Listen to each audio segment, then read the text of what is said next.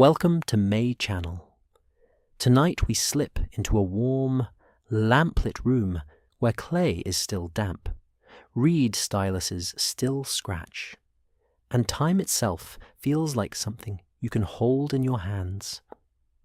You are here for a sleep-friendly journey through the Sumerian King List, and the strange way it seems to record time differently, sometimes calmly, sometimes wildly. Most historians agree these ancient lists are real texts copied by real scribes, and the evidence we do have points to a world where accounting, politics, and memory all share the same shelf. At the same time, historians debate the meaning of the biggest numbers, and tonight we treat them carefully. Some parts are documented, some are interpretation, and some are gentle imagination. If the evidence is thin, we'll say so. We'll keep the solid ground separate from the mist. And yes, you probably won't survive this, not because it's scary, but because you may fall asleep halfway through a sentence like a heroic little burrito in a blanket. So before you get comfortable, take a moment to like the video and subscribe, but only if you genuinely enjoy what I do here. Also, tell me your location and your local time in the comments. Now, dim the lights, maybe turn on a fan for that soft background hum, and let's ease into tonight's journey together. You sit on a low bench that has learned the shape of countless tired bodies. The floor is packed earth, cool under your feet, and the air smells like wet clay, dry reeds, and a faint hint of smoke from an oil lamp.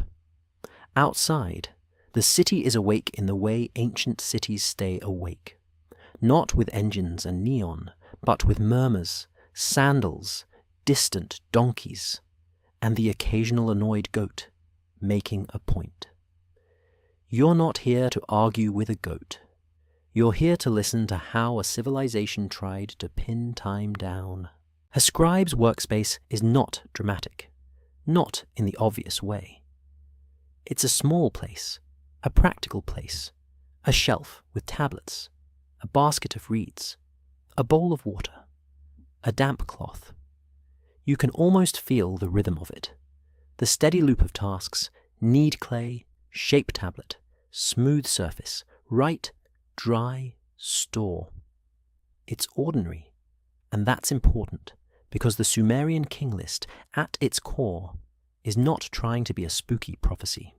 It's trying to be useful.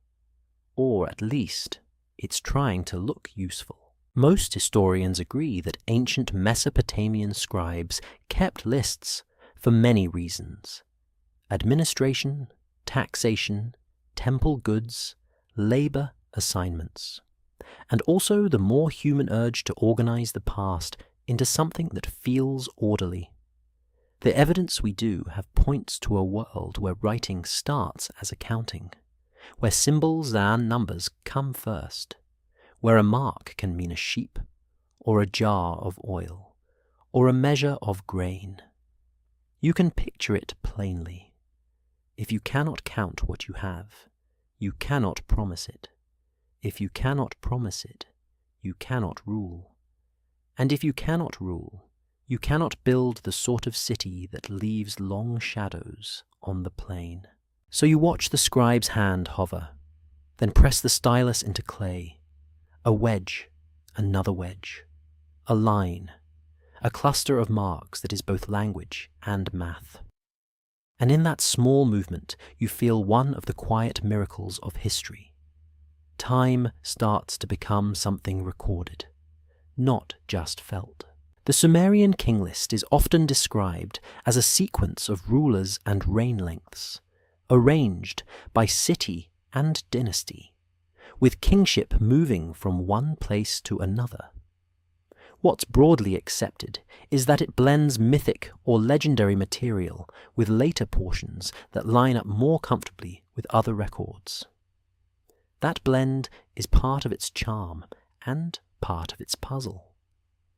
It's like a tapestry where some threads are bright and tight, and others are gauzy, half seen, and possibly added later because the story needed more sky. Now you lean in closer, because the thing that pulls you tonight is the way it measures time.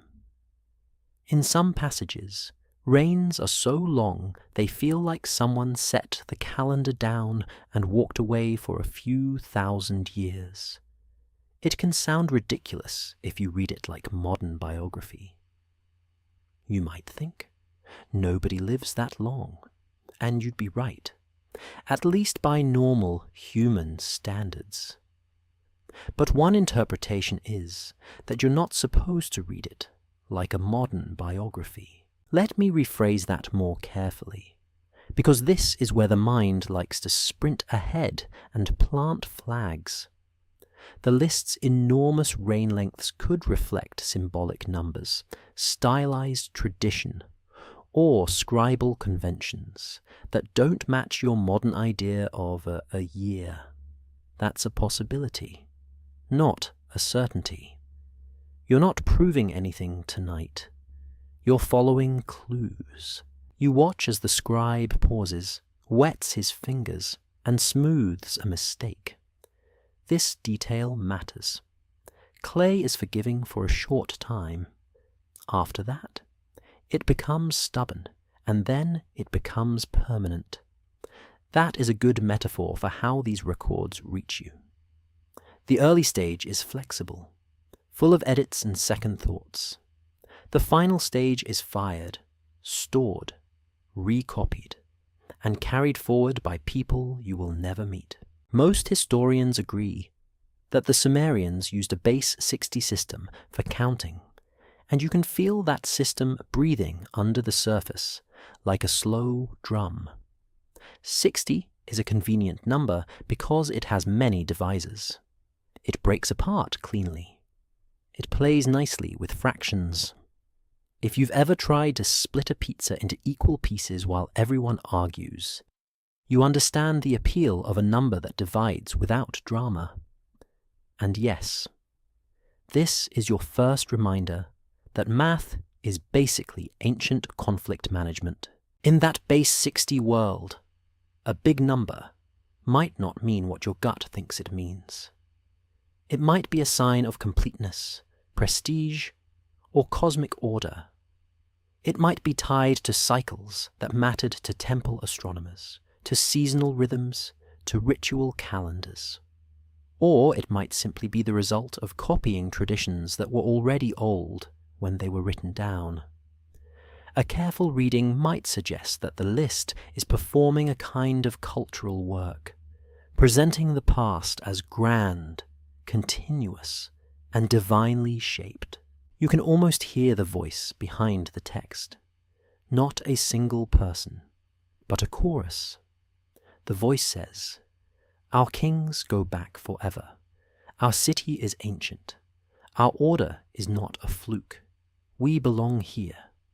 If you are a ruler in a landscape full of rivals, that kind of voice is useful. And yet, the room stays quiet. The scribe is not thinking about rival propaganda in the modern sense. He's thinking about making the signs clean, the columns aligned, the totals consistent. That's the gentle tension of the King List. It is both political and practical. It is both story and spreadsheet. It is myth standing politely beside a ledger, clearing its throat, trying to look official. You shift your weight. The bench creaks. Somewhere outside, someone coughs. The lamp flickers, and the tablet shines for a second, damp and soft. This is where you notice how time is not just counted, it is administered. A reign length is not only a number, it's a claim. It's a way to say, this king mattered. This era mattered. Our lineage is long. But when the numbers are enormous, you naturally ask why. One interpretation is that the earliest kings are not meant to be strictly human figures in the way later kings are. They could be culture heroes, semi-legendary founders, names attached to the idea of a city becoming a city. In that framing, a reign of thousands of years is not a biological statement. It's a poetic one. It says, this was the age of first things, and first things feel endless. Now, to keep solid ground under your feet. Remember this mainstream anchor. Archaeology suggests that urban life in southern Mesopotamia develops over long periods, with major cities rising, expanding, and changing across centuries. You can walk through layers of occupation in the ground, see buildings rebuilt, streets rerouted, trash pits filled, and new temples placed over older ones. The evidence we do have points to continuity and transformation, not a sudden magic switch where everything begins at once. So when the King List offers you a line of rulers with immense reign lengths, you can hold two thoughts at once. One, it is preserving something about how people imagined beginnings. Two, it may be shaping that imagination into a political narrative.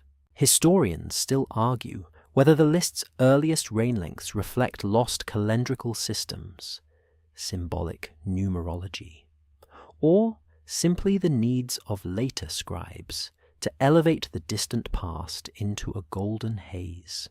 And that single sentence is a soft boundary line. On one side, the documented reality, real tablets, real cities, real scribal schools. On the other side, the mist, interpretation, possibility, and the human habit of making the past larger than life. Now, you let your eyes drift to the shelves, tablets stacked like small loaves of bread. Some are receipts, some are training exercises, some are legal disputes. The ancient version of my neighbour's wall is in the wrong place. And somewhere in there are copies of king lists, because lists are a scribal love language. They are the ancient version of a neatly labelled drawer. And like any drawer, they can hide odd things. Not monsters, not secret lasers, but the oddities of human choice. What to include, what to omit, what to emphasize. A more cautious explanation could be that these lists are curated memory. They compress, they simplify, they make transitions clean. Real history is messy, full of overlapping claims, rival rulers, short reigns, breaks in order.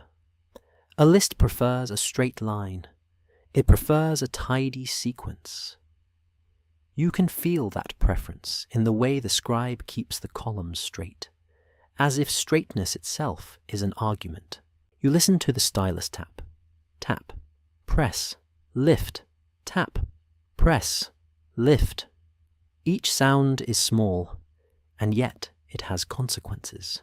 Writing makes memory portable. It lets one city speak to another city across distance. It lets a later generation inherit not only buildings and canals, but also stories about legitimacy. In your mind's eye, you step out of the room and into the city's broader shape. The streets curve around walls and courtyards. The temple precinct rises like a careful mountain made of mud brick. You smell bread, beer, and river air. Most historians agree that temple institutions play a central role in early urban economies, organizing labor and goods in ways that tie daily life to sacred calendars. The evidence we do have points to people measuring time with moons and seasons, with festivals and harvests, with the practical urgency of irrigation schedules. So what does a year feel like here? It might feel like a series of moons, counted, and adjusted. It might feel like heat, then flood, then planting. It might feel like a cycle of offerings and obligations. You might not experience time as a straight line of identical units. You might experience it as a repeating pattern, a wheel that turns with the sky. And now your mystery theory balance slips in softly, not as a claim, but as a mood. What if the King List's giant reign lengths are a clue that time is being recorded in a different unit, or in a ceremonial scale? What if those numbers are less like birthdays and more like the way you say, "That took forever," when something emotionally feels endless? If we treat it as a possibility rather than a conclusion, it becomes a gentle idea. The list records the weight of time, not just the count of days. You return to the scribe's table. He dips his fingers again. He checks a line. He adds a sign. You notice how the signs themselves are little pieces of geometry, the kind of shapes that calm your brain. Wedges and angles, orderly and repetitive. If your modern world is loud and jagged, this world is rhythmic. Even its bureaucracy has a sleepy cadence. Ancient accounting, the original ASMR. Now, you let the practical side speak. One interpretation is that scribes and later copyists could have standardized, expanded, or stylized reign lengths over time. Copying is not neutral. It is a human act. Mistakes happen. Traditions are respected. A scribe might preserve an old number because it feels authoritative, even if it no longer matches how people count. Or a scribe might adjust a number to fit a pattern that makes sense in his school. The mystery isn't in what we know, but in what we can't confirm. And still, the document is doing something you can feel. It is creating an arc. It is telling you that kingship has a history, that order has roots, that story has power. Even today, people love a list of leaders. You've seen it in textbooks, on websites, in those endless top 10 rulers videos that somehow exist even though nobody asked for them. And here you are, in the oldest version of that impulse, listening to a clay tablet say, "Here is the sequence, here is the time, here is the claim." You breathe slowly. The room is warm. The lamp's light is soft at the edges. You can imagine the scribe's eyes tired from focusing, his shoulders sore, his patience tested by the clay that keeps drying too fast. This is your second light joke.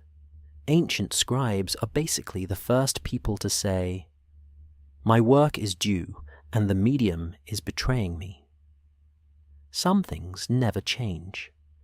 The only difference is that your deadline is a blinking cursor, and his deadline is the sun. Now you settle into the core idea of tonight's title. The feeling that time is recorded differently. You don't need to prove a hidden system to appreciate that difference. The difference is already there, in the culture. A year is not always a fixed box. A reign is not always a strict biography. In a world where kingship is wrapped in divine language, numbers can be symbolic as well as practical. In a world where the past is a tool for legitimacy, a long reign can be a way of saying, "This was a foundational age." You imagine the scribe handing the tablet to another official? The official nods, satisfied. The tablet joins others on a shelf, waiting for the future. And you, drifting closer to sleep. Notice the simplest wonder of all. Somebody cared enough to count. The city outside keeps breathing. Somewhere. Water moves through a canal. Somewhere. A dog decides it owns the street. Somewhere. A priest marks a festival day. The evidence we do have points to life lived in cycles, measured by sky and grain and obligation. The King List, in its own way, is another cycle, a recitation of order, a chant in numbers. Now, for a final gentle what if to carry you deeper into the pillow. What if the most important part of the King List is not the exact arithmetic, but the sensation it creates? The feeling that time can stretch, that origins can glow, that the line between history and story can be navigated without panic. You're not here to be startled. You're here to be soothed by the idea that even in the earliest cities, people looked at time and tried to make it legible. You let the lamp dim in your mind. You let the clay cool. You let the tapping of the stylus fade into the soft background hum. And you keep one calm thought with you as you drift. Some parts are solid ground. Some parts are mist. And it's okay to float gently between them tonight. You step out into air that tastes faintly of river salt and baked mud brick. The night is warm, but not oppressive, and the sky has that deep velvet look you only get when there are no city lights bullying the stars into hiding. A thin breeze slides along the alleyways, carrying distant laughter, a baby's brief complaint, and the soft clink of pottery. You walk slowly, because this is a sleep story, and also because stepping quickly in ancient streets is a great way to meet a wall you did not see. Ancient urban planning can be charming like that. Most historians agree that life in southern Mesopotamia is shaped by water, not just because people drink it, but because the rivers decide what is possible. The evidence we do have points to landscapes where canals are as important as roads, where irrigation is a daily negotiation, and where flood seasons can be both a blessing and a threat. You can feel that negotiation in your body as you move. The ground is slightly uneven. The smell shifts from bread to damp reeds to something earthy and green where a canal cuts through. Tonight, you are listening for a particular kind of quiet, the quiet that follows a flood, not the dramatic cinematic kind with thunder and screaming, a quieter flood, the sort that arrives like a stubborn guest, moves furniture around, leaves silt everywhere, and then finally leaves, acting like it did you a favor. Floods in this region are not an abstract idea. Archaeology suggests that flood deposits appear in some ancient layers, and the broader environment makes significant flooding plausible in multiple periods. What's broadly accepted is that communities adapt, rebuild, and tell stories about the times water remade the world. And this is where the King List does something interesting for sleepy minds. It includes a dividing line, a conceptual seam, where memory shifts tone. One interpretation is that this seam is not a precise date marker, but a storytelling device. It says, in effect, there was a world of beginnings, and then there was the world you recognize. It is possible that this division preserves layers of tradition, where different communities tried to explain why their world felt changed from the world of their ancestors. That's a possibility, not a certainty. If the evidence is thin, we'll say so. You follow a path that leads closer to the river plain. The city thins a little. The sounds soften. You can hear water moving, not loudly, but steadily, like a long exhale. You notice the way reeds sway and catch starlight, turning silver at the tips. You notice the way mud smells sweeter when it is wet. This is not the smell of disaster. It is the smell of a place that lives by cycles. Now you imagine a person who is not a scribe, not a priest, not a king, just someone with dirt under their nails, someone who knows the calendar by feel. They know when to plant. They know when to clear a channel. They know when to watch the sky. For them, time is not a line on a tablet. Time is the pressure of the season on the skin, the taste of dust in the dry months, the relief of water after heat.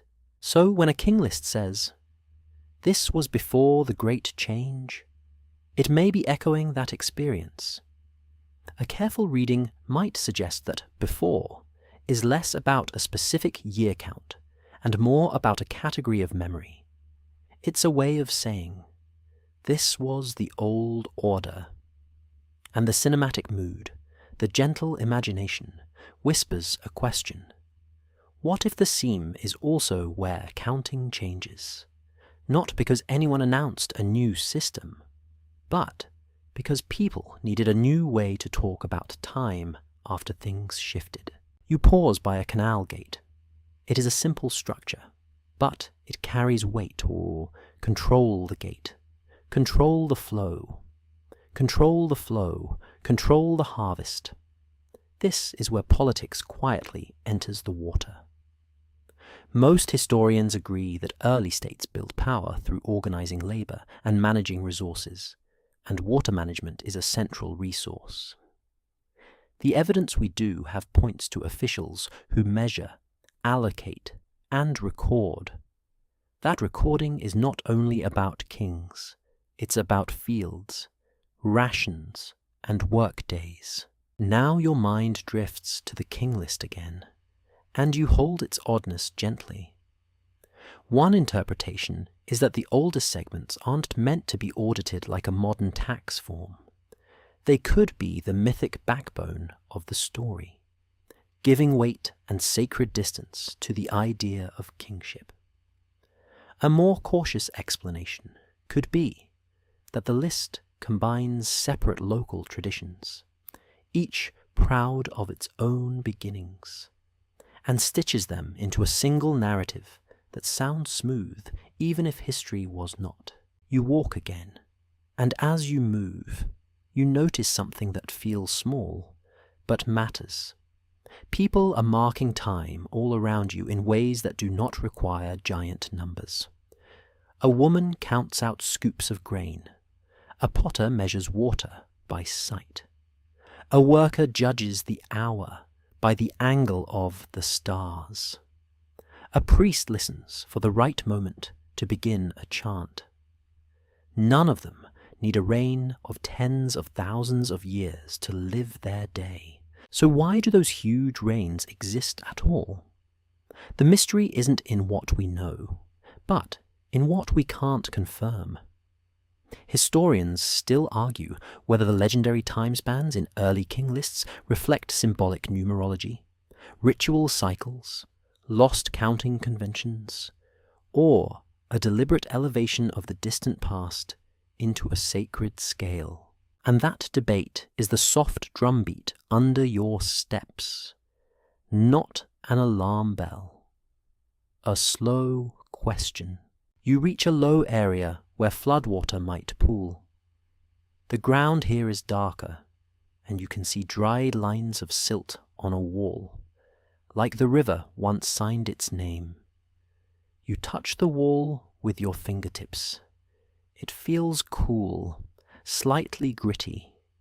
You imagine what it would be like to wake up and find that the river has rearranged the landscape, not destroyed it completely, not in every case, but shifted it, moved boundaries, filled in channels, left fertile mud in places you did not expect. In that kind of world, the past can feel like it belongs to a different planet, even if it was only generations ago.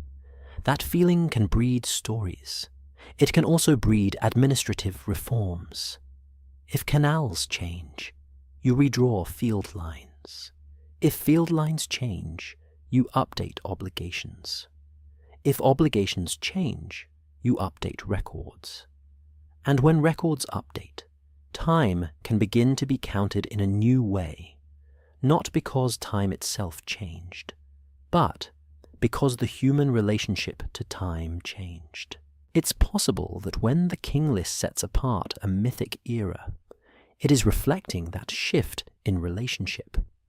The list might be saying there was an age when things were larger, longer, and more divine. Then there was an age when time tightened into the human scale of harvests and regnal years. Again, this is interpretation. This is suggestive, not conclusive. You keep walking, and you notice boats pulled onto a muddy bank. They are simple, but you can see the craftsmanship in the curves and bindings. A fisherman sleeps nearby, wrapped in cloth, face turned away from insects. The river makes a sound that is almost like whispering. It's the kind of sound that makes you want to lower your voice, even though nobody asked you to. Even the stars seem to be listening. Now you let yourself lean into one of the gentler fringe possibilities, clearly labelled as such. A popular rumour claims that ancient lists hide coded calendars, that the numbers are not literal reigns, but keys to cycles of planets or long counts of seasons. This theory isn't widely accepted, but it lingers because humans love the idea that someone long ago knew a secret pattern. If we treat it as a possibility rather than a conclusion, it can still be soothing, not because it proves anything, but because it invites you to imagine scribes as quiet pattern seekers, watching the sky and trying to match it to marks in clay. Then you bring yourself back to solid ground. What's broadly accepted is that Mesopotamian societies track time with lunar months, festivals, and later, more formal regnal year counting. The evidence we do have points to systems that require occasional adjustments to keep months aligned with seasons. You can imagine the practical headache. You think your phone calendar is annoying when it suggests a meeting at 6 a.m.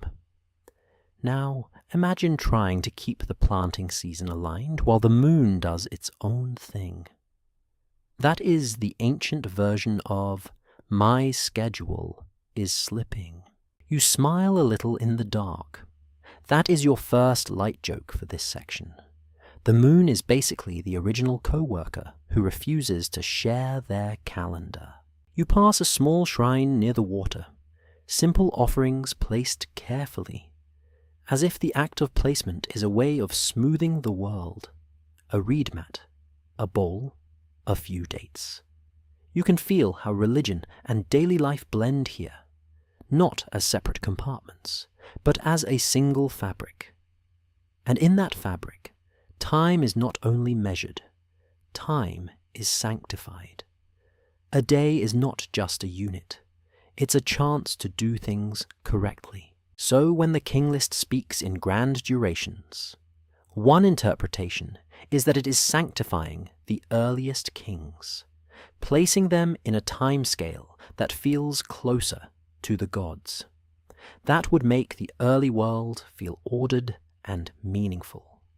It would also make later kings look like inheritors of something ancient and heavy, which is politically convenient and emotionally satisfying. But there is another cautious angle. Sometimes the simplest explanation is that lists are edited. A scribe might copy from an older source, then adjust a figure to match a pattern, or harmonize differences between traditions. Over generations, such adjustments can accumulate. The end result looks like a deliberate code, even if it is just the sediment of many small decisions. The mystery isn't in what we know, but in what we can't confirm. You stop at the edge of the water.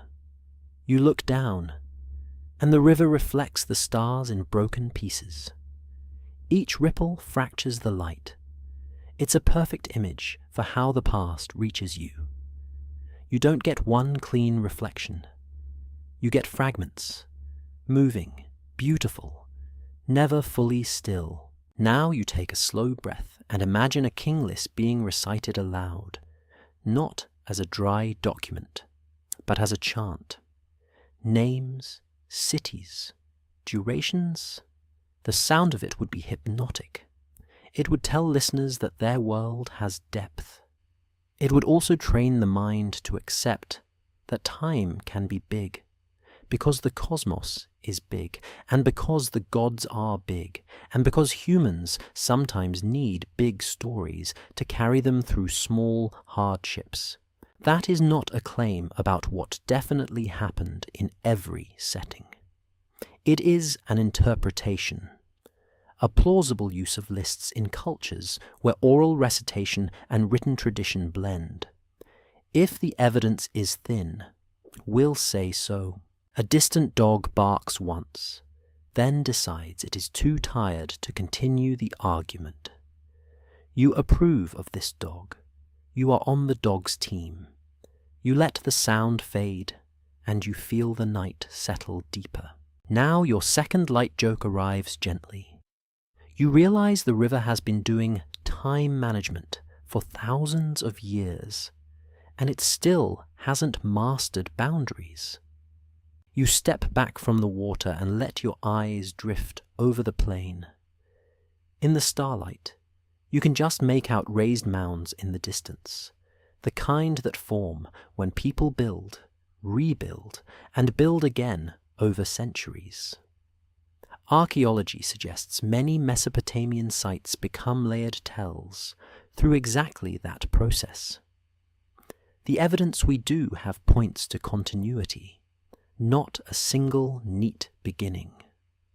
And yet, the human mind loves neat beginnings. So a list that says kingship starts in one city, then moves, is doing psychological work. It is giving the past a shape you can hold. It is also, perhaps, smoothing over messy realities.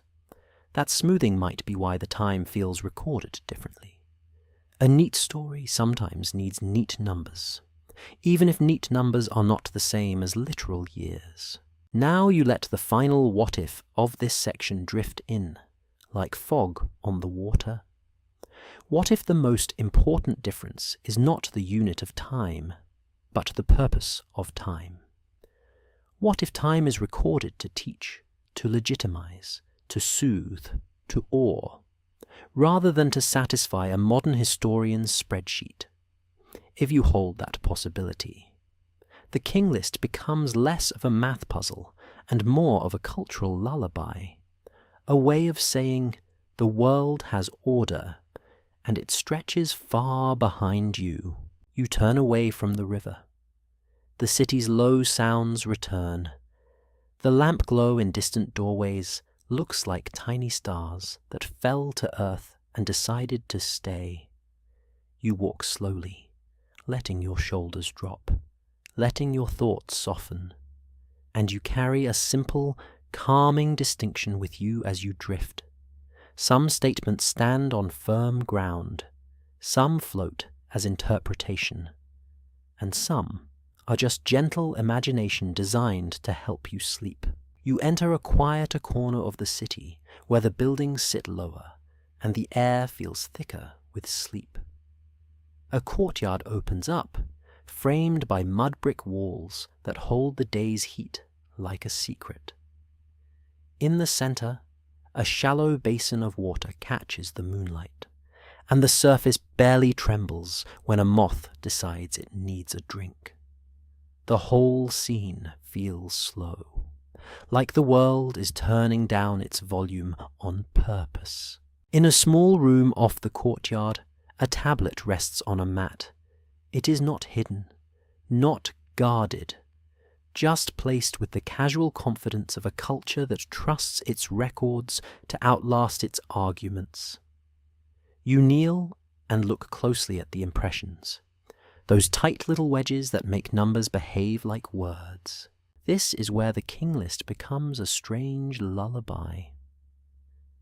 The reign lengths in the earliest portions can stretch into spans that feel impossible if you picture a single human life.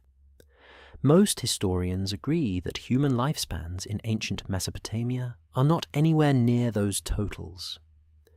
And the evidence we do have points to ordinary people living ordinary lengths of time, dealing with ordinary problems like heat, illness, and the eternal mystery of why sandals always wear out at the worst moment.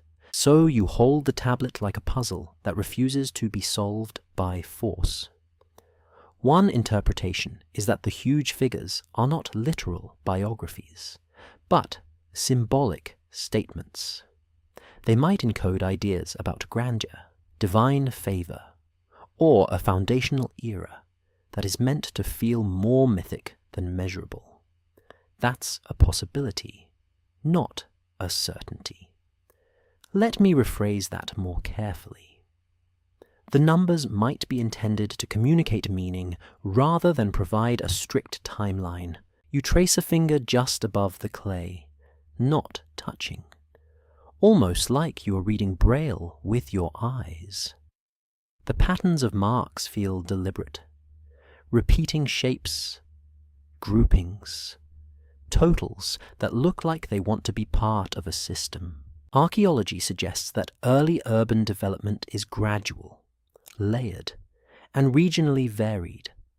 And what's broadly accepted is that cities like Uruk grow into major centers over time, with administration and writing evolving alongside them. That solid ground matters because it keeps your imagination from floating away like a reed boat with no oar.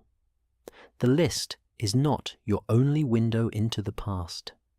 It is one window, tinted by purpose. Now you let your mind explore how years might be counted differently, because this is the heart of the idea tonight. In your modern world, a year is a familiar loop. In this world, time is braided from moons, seasons, and social agreements. A careful reading might suggest that what the text calls a year could, in some contexts, be a unit tied to a lunar month count, a seasonal cycle, or a ceremonial reckoning rather than a strict solar year. This is suggestive, not conclusive. The evidence is not a neat instruction manual that says, "Hello, future person, here is the conversion chart." Ancient scribes do not usually leave that kind of customer support. Still, you can imagine practical reasons for flexible time. If a community counts regnal years by named events, by festivals, by harvest cycles, or by the rhythm of temple obligations, the feel of a year becomes less standardized. And when later scribes try to compile and smooth multiple traditions into a single list, the units can harden into numbers that look concrete, even if they began as more fluid. You glance toward a corner where a younger trainee sits with a practice tablet. The trainee is making the same sign again and again, eyes narrowed in focus. You can almost hear the internal monologue. If I mess up this wedge one more time, I am going to become a shepherd. That is your first light joke, and it is gentle, because it is probably true. Scribes have a kind of quiet intensity that says, I chose this path because I love order, and also because my handwriting has consequences. The King List's giant reign lengths might also relate to the Sumerian love of structured numbers. Most historians agree that Mesopotamian mathematics has a strong place value tradition, and that base 60 patterns shape many calculations. One interpretation is that some reign totals are built from favored numerical blocks, almost like composing music with repeated chords. A number that looks absurd in human terms might look elegant in a numerical system that values cycles, divisibility, and completeness. And then, because you are human, your mind drifts into the mist. What if the largest reigns are not meant to be read as time at all, but as a symbolic ranking? What if he ruled for a very long time is a poetic way to say he mattered enormously, and the exact count is a kind of sacred exaggeration, the way you might say a friend waited 1,000,000 years for a bus? If we treat it as a possibility rather than a conclusion, it becomes a calming thought. Numbers can be metaphor without being nonsense. But you also keep another cautious explanation nearby. Sometimes huge numbers can arise from copying practices. Imagine a scribe reading an older tablet with damaged edges, missing signs, or ambiguous spacing. Imagine a scribal school standardizing a text, smoothing irregularities, and accidentally multiplying a reign length by a factor that makes sense in their system. The evidence we do have points to multiple versions of king lists and king list-like traditions. And differences between versions remind you that copying is a living process, not a photocopier. Historians still argue whether the earliest reign lengths should be understood as symbolic numerology, altered calendar units, scribal harmonization, or the echo of older oral traditions that were never designed to be audited. You breathe out slowly at that sentence. It is not a problem to be solved tonight. It is a gentle debate to float beside. Now you picture the act of ruling itself in this earliest imagined era. A king is not necessarily a crowned figure in a palace with a schedule and a seal. One interpretation is that some early kings are more like culture heroes, founders, or archetypes of leadership. Their reigns become story time, not clock time. They rule as long as the story needs them to, which can be longer than a human life, because stories do not age the way bodies do. The courtyard water basin reflects the moon again, and you watch the moon's reflection stretch when the water ripples. That image becomes a metaphor you can feel in your chest. Time looks one way when it is still, another way when it is moving. The king list might be recording time through ripples, not through still water. You stand and walk to a low shelf where other tablets sit. Some are small, some larger, some carefully edged. You pick up one that seems to be a simple accounting record, and you imagine its content. Grain in, grain out, workers paid, rations assigned. Most historians agree these administrative texts are among the most common remains from Mesopotamia, and the evidence we do have points to a civilization that measures daily life precisely even while telling mythic stories about origins. That contrast is soothing. It reminds you that people can be practical and poetic at the same time, sometimes within the same afternoon. Your second light joke arrives here. You realize ancient bureaucracy is timeless, and by timeless you mean it probably also had meetings that could have beaten a tablet. Now you shift your attention back to the big reigns, but you approach them from a different angle. What if the list is not describing one continuous sequence of single rulers at all? A careful reading might suggest that the earliest portion could compress multiple lines of leadership, local traditions, or overlapping authorities into a single name and a single total. In that case, the reign length might be a cumulative memory, not a biography. Again, this is interpretation. It's possible. It's also possible that the compiler simply chose to present the past in a grand style, because grandeur serves the narrative. You look at the stylus marks again, and you imagine the mental world behind them. The scribe is part accountant, part historian, part storyteller.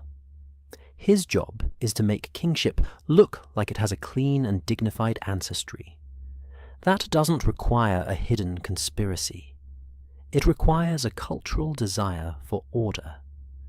Most historians agree that the texts can serve political legitimacy, and the evidence we do have points to rulers and elites using tradition to anchor their authority. The mystery elements stay gentle. A fringe idea proposes that these massive rain lengths preserve a coded chronology of celestial cycles, perhaps tied to ritual astronomy. This theory isn't widely accepted, and the evidence is thin. But it shows you something about human imagination.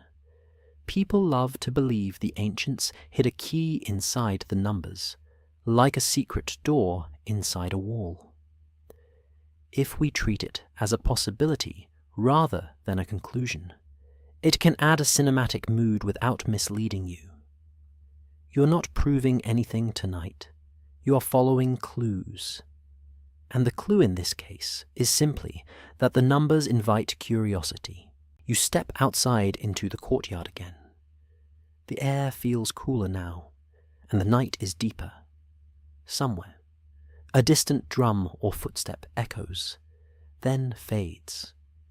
You notice how your own sense of time is already shifting. Minutes become softer. Thoughts become slower. That is the quiet trick of sleep-friendly history. It lets you experience recorded differently in your own body. Now you let the third light joke land softly.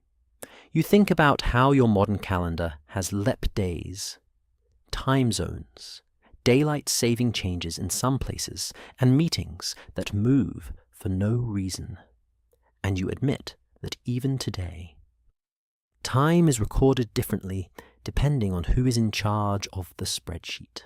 You settle back onto the bench, and you focus on one calm, mainstream anchor to keep your feet grounded. Archaeology suggests that while early rulers and dynasties are difficult to pin down with precision in the deepest layers, later historical periods provide more corroborating inscriptions and more consistent administrative trails. That does not mean the early names are fake. It means the evidence becomes thinner the farther back you go, and the text begins to do more cultural work than chronological work. So what do you do with the giant rain lengths? You hold them like poetry written in numbers. You treat them as signals. They may signal sacred time, story time, prestige time, or compiled time. They may also signal the limits of what can be translated cleanly into modern categories.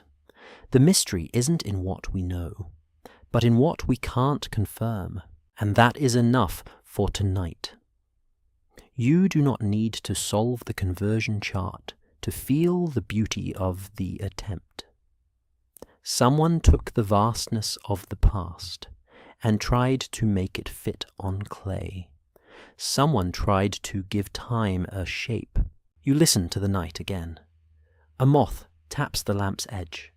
Water in the basin stays still. Your breathing is slower. The tablet's marks sit quietly, not demanding certainty, only offering a strange, soothing idea. Time can be counted, and time can be narrated. And sometimes those two things are not the same. You walk into a schoolroom that smells like damp clay, and patients wearing thin. The walls are plain, but the room is busy with quiet effort. On the floor, students sit with practice tablets on their laps, each one trying to make a perfect wedge, a clean angle, a line that does not wobble. The teacher, older and calm, moves between them with the slow authority of someone who has seen every mistake a human hand can invent. Most historians agree that scribal education in Mesopotamia is formal enough to leave traces, including practice tablets with repeated signs and model texts. The evidence we do have points to a world where learning to write is learning to think in a particular structure, a structure made of lists, columns, and measured quantities. In this room, you do not just learn words, you learn counting. You learn the rhythm of numbers. And now you meet the main character of tonight's section, base 60. You sit in the back, keeping your movements soft. A student beside you is practicing number signs, and you can see the pattern emerging like a quiet spell. One interpretation is that if you grow up counting in 60s, you start to feel time differently, not because your body changes, but because your mental grid changes. Your brain becomes comfortable slicing wholes into many clean parts, and that comfort can shape everything from trade to astronomy to record keeping. What's broadly accepted is that the Sumerians and later Mesopotamian cultures use sexagesimal counting in many contexts, and that this legacy reaches far, far forward in the way humans still measure angles and time. That is solid ground. It also gives you a gentle bridge. If your modern hour has 60 minutes, you are still carrying a faint echo of this room, even if you have never touched a clay tablet in your life. Now, a careful reading might suggest that the King List's strange reign lengths can look less random when you remember that base 60 encourages certain kinds of large totals. A number that looks wildly inflated in base 10 might feel like a neat, structured block in base 60, like stacking bricks that fit perfectly. That is interpretation, but it is not a wild one. It's possible that scribes favored round and divisible totals because they are easy to work with, easy to teach, and easy to remember. The teacher pauses by a student who has made a mess of a tablet. The teacher does not yell. The teacher simply looks, breathes, and turns the tablet slightly so the student can see the spacing problem. That calm correction is your first light joke. Ancient teachers already had that expression that says, "I will fix you with silence." You watch another student add marks in a column. The marks are not just numbers. They are decisions. They reflect a culture where counting is not optional. Counting is survival. Count the grain. Count the workers. Count the days until the next festival. Count the rations so nobody claims the temple is cheating them, even if the temple absolutely is, in a very polite and sacred way. Now you drift toward the back wall, where a few older students copy a model text. And you notice how copying is not only about accuracy, it is about creating a shared standard. In a world without printing, standardization is a social achievement. One interpretation is that as schools teach the same formats, the same favored number patterns, and the same stylistic conventions, texts begin to look similar across time and place. That could help explain why certain large reign lengths appear in patterns that feel intentional. It might support the idea that some numbers are shaped to fit a recognized form. Historians still argue whether the biggest reign totals in king lists come from symbolic choices, practical math preferences, calendar conversions, or later editorial smoothing that made the past look tidier than it really was. That debate floats through the schoolroom like dust in sunlight. Nobody here is debating it out loud. They are too busy learning to make their wedges line up. Now you let yourself enjoy the pure texture of sexagesimal thinking. The teacher draws a circle in the clay and divides it. Not perfectly, but enough to show the idea. 60 divides by 2, 3, 4, 5, 6, 10, 12, 15, 20, 30. That flexibility is powerful. It means you can share, measure, and calculate with fewer awkward leftovers. In daily life, that matters. In temple life, it matters even more, because offerings, land measures, and labor obligations all want to be divisible. A careful reading might suggest that when time is organized by such a system, it becomes easier to create large, elegant totals that feel like complete cycles. Now the mystery angle slips in as a soft, clearly labeled possibility. A fringe idea proposes that some enormous rain lengths reflect long cycle numbers connected to sky watching, like a sacred arithmetic of recurrence. This theory isn't widely accepted, and evidence for direct mapping is thin, but it persists because the sky is persuasive. If you live in a world where stars and planets are guides for ritual, it is tempting to imagine that big numbers are keys to cosmic repetition. If we treat it as a possibility rather than a conclusion, it becomes a cinematic thought, a scribe counting not only kings, but the turning of heavens. Then you return to mainstream ground again. Archaeology suggests that administrative sophistication grows over time in Mesopotamia, with more complex record-keeping and more specialized roles.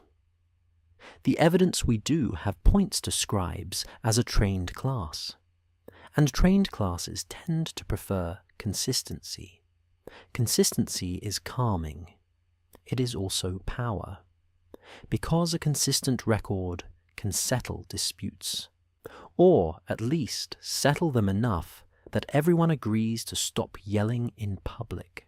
You glance at a stack of tablets in the corner labeled for exercises. Some are lists of animals, some are lists of professions, some are lists of cities. Lists upon lists. That is the scribal heartbeat, and it helps you understand a crucial idea. The King List may not be unique in its style. It belongs to a wider list culture, a habit of ordering the world into sequences. Now your second light joke arrives.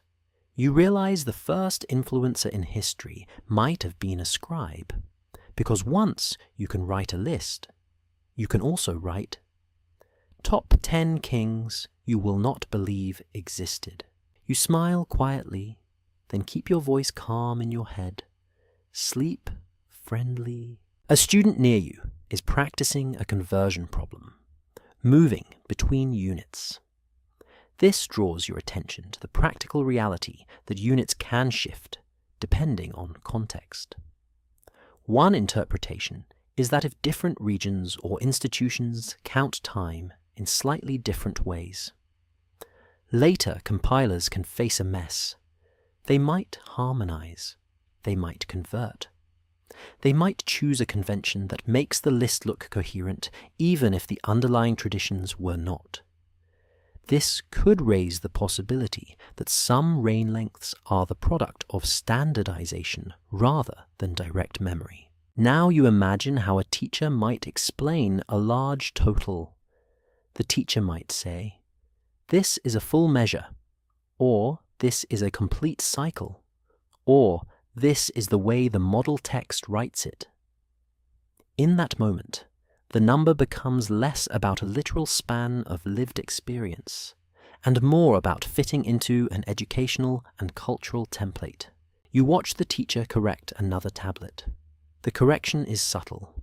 A single mark changed, a spacing adjusted, a column aligned.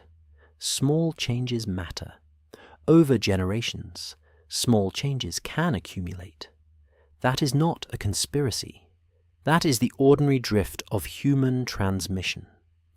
A more cautious explanation could be that some strange totals in the King List are simply the result of that drift, shaped by copying, shaped by teaching, shaped by the desire for patterns. Now you let the cinematic what if arrive like the softest whisper.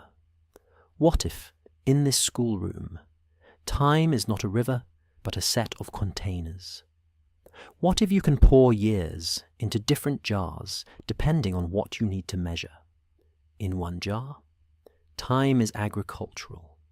In another jar, time is ritual. In another jar, time is political legitimacy. And in the King List, all those jars get stacked on the same shelf, and someone labels them with the same word. You look at the students again. Their faces are serious, but not grim. Learning is slow. Mistakes are expected. The room is warm. The lamp's light is steady. Outside, the city hums faintly, like a distant ocean. Now your third light joke slides in. You think about how your modern life still runs on base 60 for hours and minutes.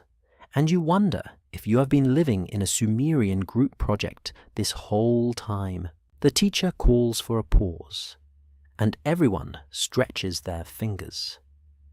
You take a slow breath too, feeling the calm in your chest. This is the point where you absorb the section's main development without repeating old scenes. The King List's recorded differently feeling may be partly about math culture, not just myth. In a society trained to love divisibility, cycles, and elegant totals, time can be written in ways that signal completeness and order. Those signals may not match modern expectations of literal, uniform years. If the evidence is thin, we'll say so. We are not proving anything tonight. We are following clues. And one clue is simply this. When you change the number system, you change the way large spans look and feel on the page. You let your eyes close for a second in the schoolroom's warmth. You imagine the stylus tapping as a soft metronome. Tap, press, lift, tap, press, lift. The sound is steady, like the world counting itself into sleep. You enter a hall that feels more official than cozy, but still quiet enough to keep your eyelids heavy. The floor is swept clean. The air smells like cedar resin and clay dust. Along one wall, a few guards stand with the relaxed posture of people who are paid to look serious, but would rather be anywhere else.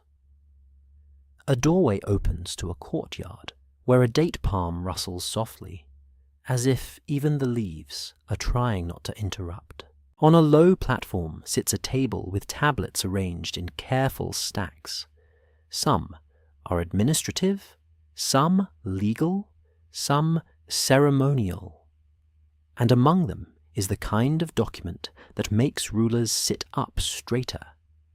The kind that does not just count goods, but counts legitimacy. Most historians agree that in ancient Mesopotamia, political power is often negotiated between cities, temples, and ruling families. And the evidence we do have points to shifting centers of influence over time. City names rise and fall in prominence. Alliances change. And rulers adopt titles that signal more than personal pride. Titles signal claims about order, divine favor, and rightful authority. Now you look at the King List through a political lens, but softly, like you are holding a fragile cup. One interpretation is that the list is not only a memory device, but also a statement that kingship belongs to a recognized chain. It tells you that kingship is not random. It belongs somewhere. It moves somewhere. It is held by certain places. Those words are not just descriptive. They are persuasive. You lean closer to a tablet and imagine the phrase that appears in many traditions. Kingship is said to descend. What's broadly accepted is that this kind of phrasing reflects a worldview where authority is connected to the divine or the cosmic order. Even when rulers are very human and very capable of petty arguments, a careful reading might suggest that the descent is symbolic, a way to say that authority is granted, not invented. And then the cinematic what if arrives with a hush. What if the true movement is not kingship falling from the sky, but the story of kingship being carried like a torch from city to city, each one insisting its flame is the brightest? You walk past the guards and into a smaller chamber where a few officials sit. Their voices are low. Their gestures are measured. They point to columns of text, and you can almost feel the tension beneath the calm. Because when you write a list of kings, you also decide who belongs and who does not. You decide which city gets to say, "We were first," and which city has to swallow that insult politely. The evidence we do have points to lists and inscriptions being used to support political claims. That does not mean every list is propaganda in the modern cynical sense. It means texts can serve multiple functions at once. They can be cultural memory, administrative reference, and political theatre, all in one neat package. Now you consider the time numbers again, but in a new way. One interpretation is that the huge reign lengths in the earliest eras do more than make the past feel ancient. They also make the chain feel unbreakable. If the first kings ruled for impossibly long spans, the institution of kingship feels eternal. It feels like a mountain. And if kingship feels like a mountain, then the current ruler can stand on its slope and look down at rivals. A more cautious explanation could be that the compilers are blending mythic tradition with political needs, using grand time spans to create a sacred distance between the chaotic beginnings and the present order. The mystery isn't in what we know, but in what we can't confirm. We do not have a single author's diary saying, "Today, I inflated the numbers to impress the neighboring city." We have the text and its context, and we infer carefully. Historians still argue whether the King List is best understood primarily as a political document, a literary tradition, a scribal exercise, or some combination that changes depending on which version you are reading. That debate is gentle, but it matters. It keeps you from treating the list as one simple thing. You watch an official press a seal into clay. The seal is small, but the act is heavy with meaning. Seals are not just decoration. They are authority in miniature, a way to say, "This was approved." You can imagine a ruler wanting that same feeling for their lineage, the same sense of official stamp across time. Now the hall becomes a stage in your imagination. Not loud, not flashy, but all formal. A king receives visitors. Gifts are exchanged. A priest recites blessings. An official reads a text aloud. The list of kings becomes a performance, a way to frame the current reign as the continuation of a rightful pattern. You notice something else too. The language of kingship moving between cities suggests competition. It suggests that cities are not only economic hubs, but identities. Most historians agree that city identity in Mesopotamia is strong, tied to patron deities, temple complexes, and local traditions. The evidence we do have points to city pride shaping how people tell history. So when the list says kingship belonged to one city and then shifted, one interpretation is that it is mapping political legitimacy like a route on a river. It is saying, here is the recognized sequence. A careful reading might suggest that sequence is also a negotiation, a compromise between traditions, a way of balancing claims. This is suggestive, not conclusive, but it fits a world where texts travel and get copied in different centers. Now your first light joke of this section arrives softly. You realize the King List is basically an ancient group chat summary, and somebody definitely left out the messy parts on purpose. You smile, then let the smile fade into calm. The mystery angle slips in again, framed safely. A popular rumor claims that lists like these hide a secret story of lost dynasties, erased rulers, and deliberate gaps. This theory isn't widely accepted, and the evidence is often too thin to support strong claims. But it appeals to the human love of missing chapters.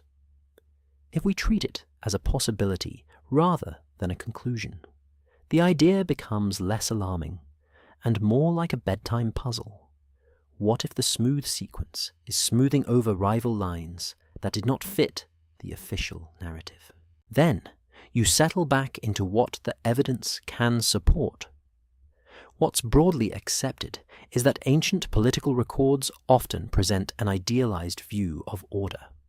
They emphasize continuity, rightful succession, and stability. They do not always highlight civil conflict, overlap, or uncertainty. That is not unique to Mesopotamia. That is a human habit, and it makes sense. A ruler wants a story that calms people, not a story that makes them question everything. Now you look at time itself as a political tool. If you can claim an ancient lineage, you can claim inherited authority. If you can claim that kingship is part of cosmic order, you can frame rebellion as not just disobedience, but disorder. A more cautious explanation could be that this is why the earliest eras are written with such vastness. Vast time makes kingship feel like it belongs to the universe, not to an election or a lucky battle. Your second light joke arrives here. You think about modern resumes, and you realize ancient kings were basically saying, experience 28,800 years of leadership, and expecting everyone to nod respectfully. You nod respectfully too, because you are polite, and also because it is funny in a sleepy way. Now you focus on the phrase recorded differently as a social reality. Time in this hall is not simply days and nights. Time is reigns. Time is succession. Time is dynasty. A reign length becomes a unit of political history, a way to segment the past into chapters. That segmentation can be different from agricultural time or ritual time. And the King List, by choosing reigns as its unit, is already recording time differently than a farmer would, or a priest would, or a trader would. A careful reading might suggest that the list structure is as important as its numbers. The structure says, history is the sequence of rulers. That is one way to frame time. It is not the only way, but it is powerful. Historians still argue whether this ruler-centered framing reflects actual governance patterns, later editorial ideology, or simply a genre preference that made lists easier to memorize and copy. You breathe slowly, letting that debate become a soft background hum rather than a problem. The hall's sounds are minimal. A sandal scuffs. A reed pen scratches. A palm leaf rustles. Everything is slow enough for sleep. Now your third light joke arrives, almost a whisper.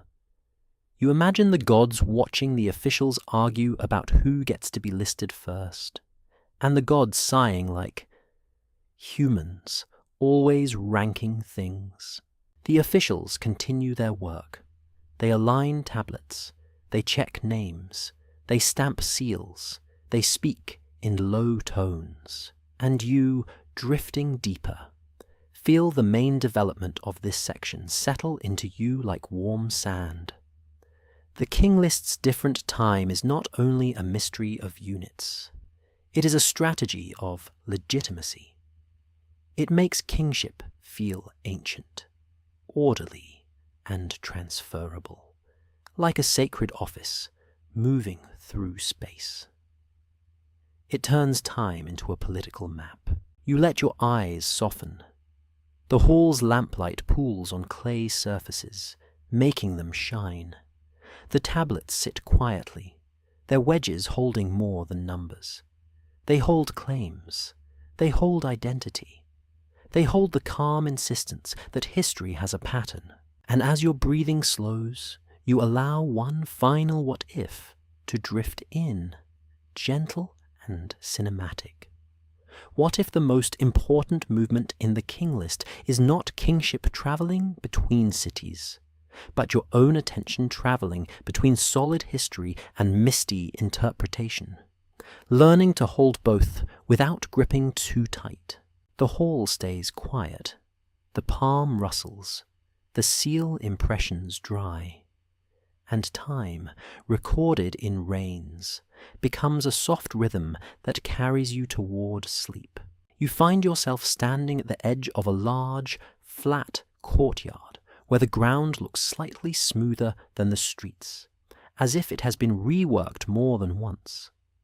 The air is cooler now. The lamp glow from doorways is dimmer. Even the insects seem to be dialing it down, like they signed a noise agreement for the night.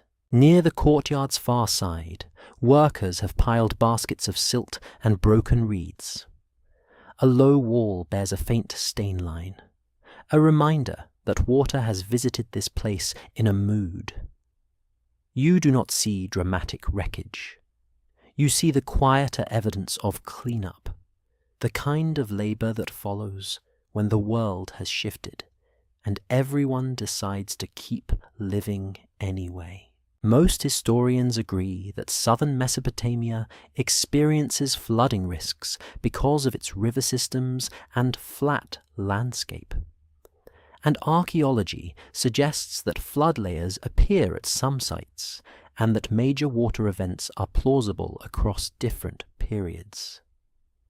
The evidence we do have points to communities building, rebuilding, and adjusting their infrastructure in response to water that can be generous one season and inconvenient the next.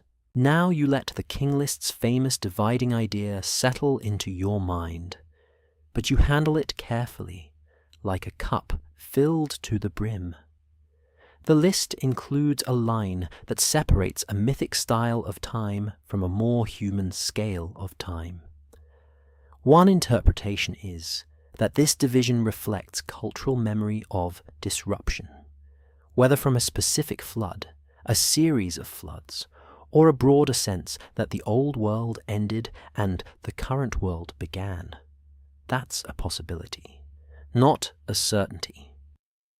We are not proving anything tonight. We're following clues. You walk slowly along the courtyard's edge, listening to the soft crunch of dried mud under your sandals. The sound is gentle, like crushed leaves.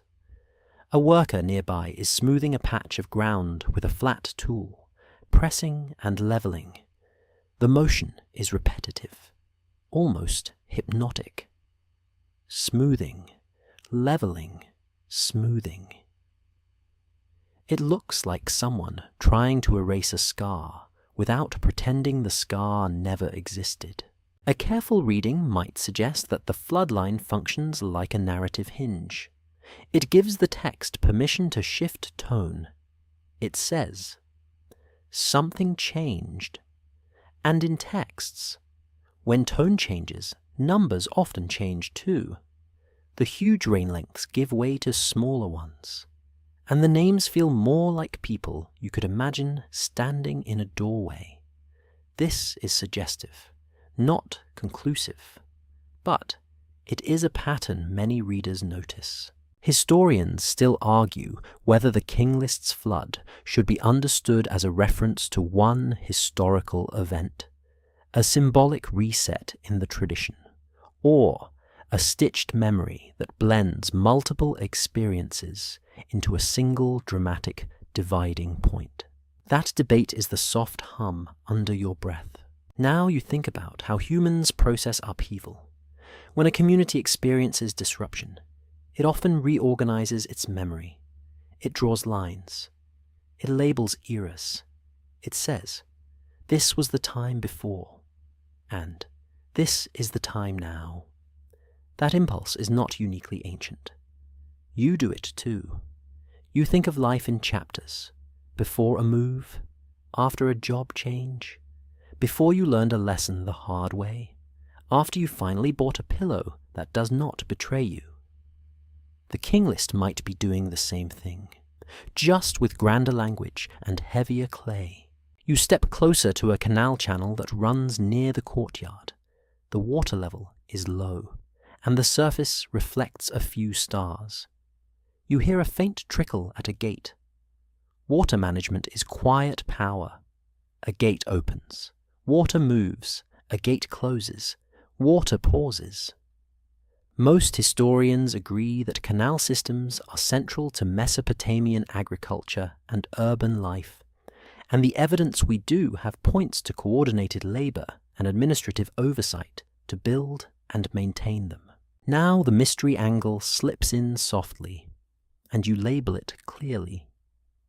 A popular rumor claims that the floodline hides an intentional manipulation of chronology, as if scribes used it to compress or expand time for political reasons. This theory isn't widely accepted, and direct evidence is thin, but it reveals a useful thought.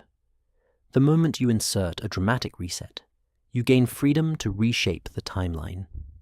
If we treat it as a possibility rather than a conclusion, it becomes a gentle question, not a dramatic accusation. What if the reset is a storytelling tool that lets the list become tidy? Then you return to the grounded explanation. A more cautious explanation could be that the floodline reflects a genre convention, a way to harmonize legendary tradition with later, more administratively grounded history.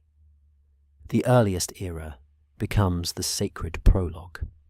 The later era becomes the ledger you can cross-reference with other records.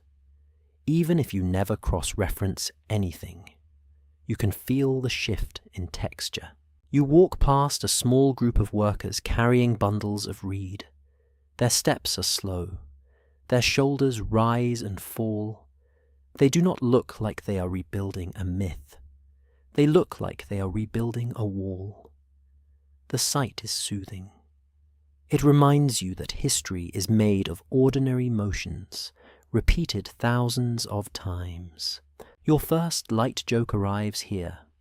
You realize that if a flood shows up and ruins your courtyard, you do not get to say, "Sorry, I can't today," because the river does not respect your boundaries.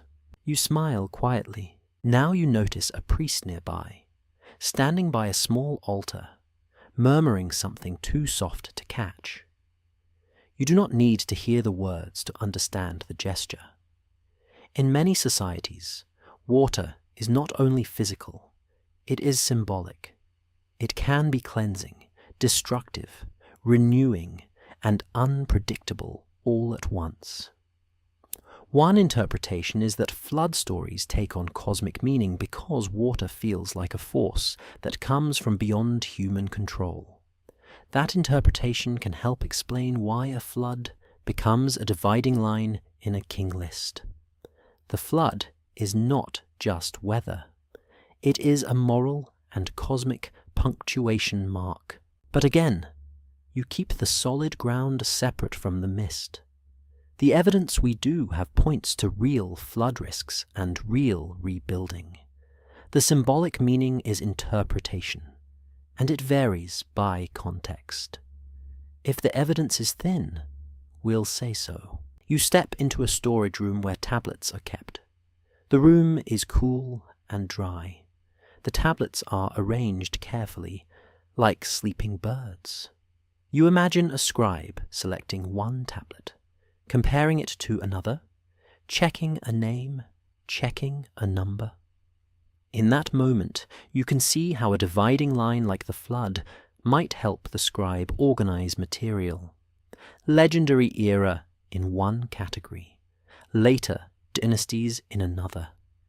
The list becomes easier to manage. Historians still argue whether this organizational convenience is secondary to the mythic meaning, or whether the mythic meaning is a way to justify a convenient organization. You breathe slowly, letting that thought settle. Now your second light joke arrives, gentle and sleepy.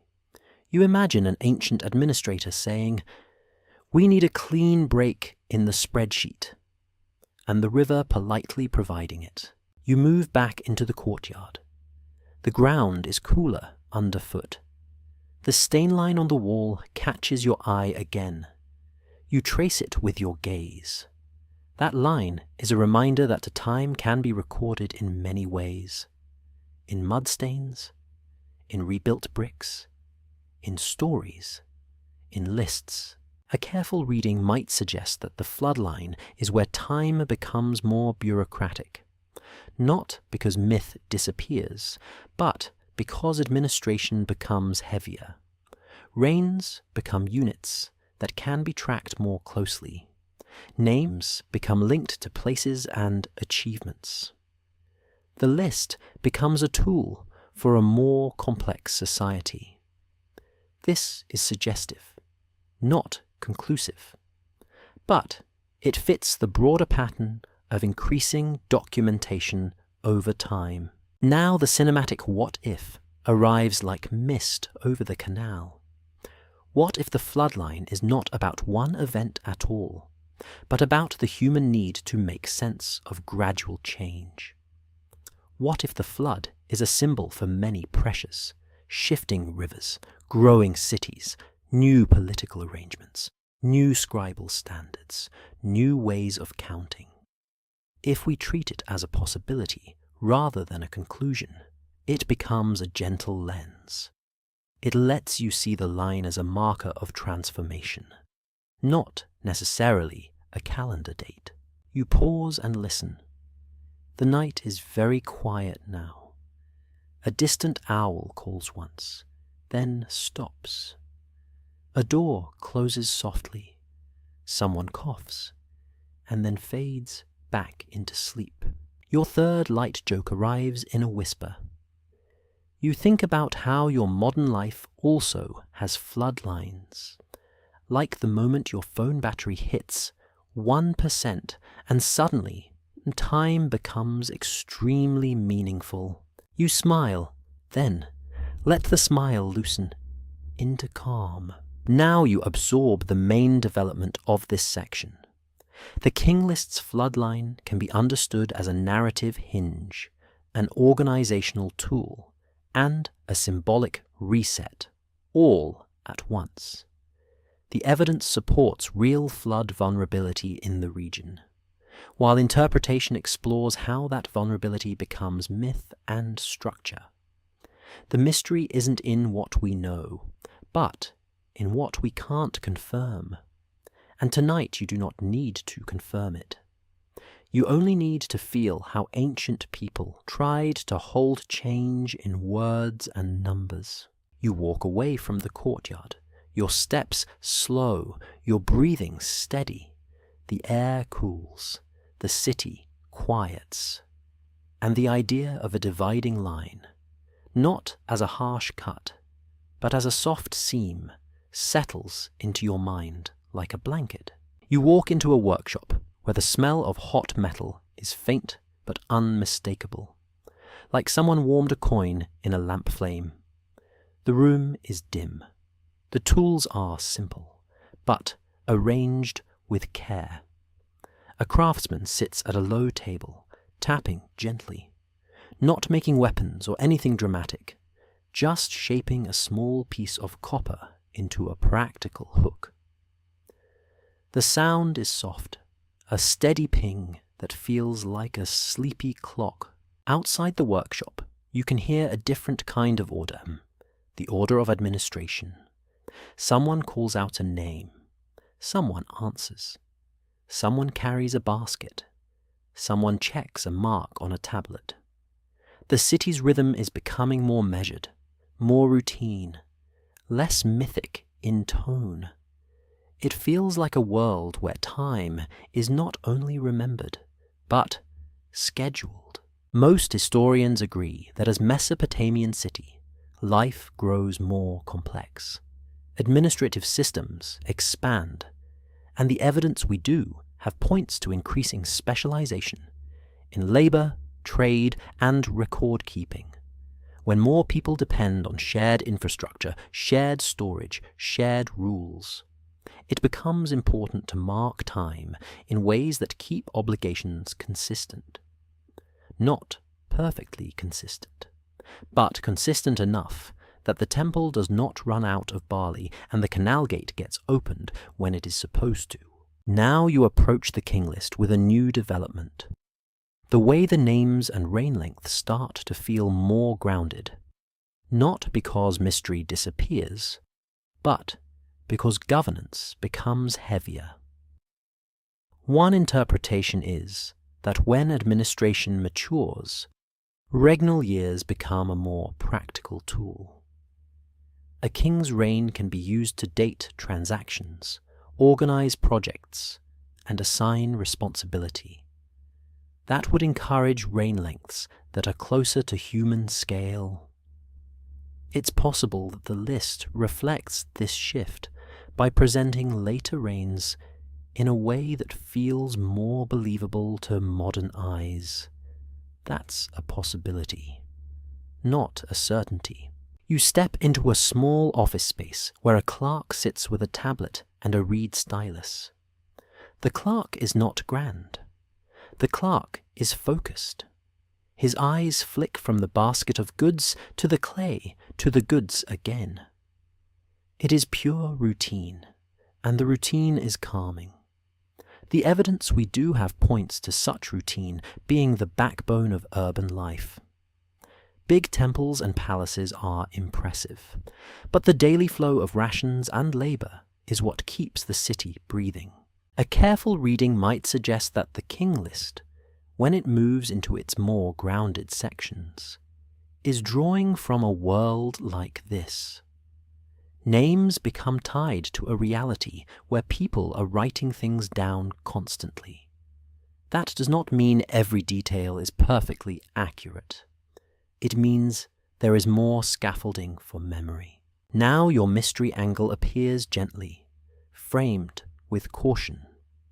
A fringe idea proposes that the shift toward more realistic reign lengths indicates a change in the underlying unit of time, as if earlier years were counted differently, and later years became standardized. This theory isn't widely accepted, and evidence for a clean switch is thin, but it raises a useful question. Could the list be mixing units without telling you? If we treat it as a possibility rather than a conclusion, it becomes a calm thought experiment. What if the same word can mean different measures depending on context? Then you ground yourself again. What's broadly accepted is that Mesopotamian timekeeping involves lunar months, periodic adjustments, and named years in some later traditions, and that regnal year dating becomes a common way to anchor records. The evidence we do have points to a culture that is very capable of precise accounting, even while preserving mythic narratives. So the change in tone could reflect not only time units, but also genre and purpose. You watch the clerk press the stylus, lift it, press again. He pauses to smooth a surface. He corrects a sign.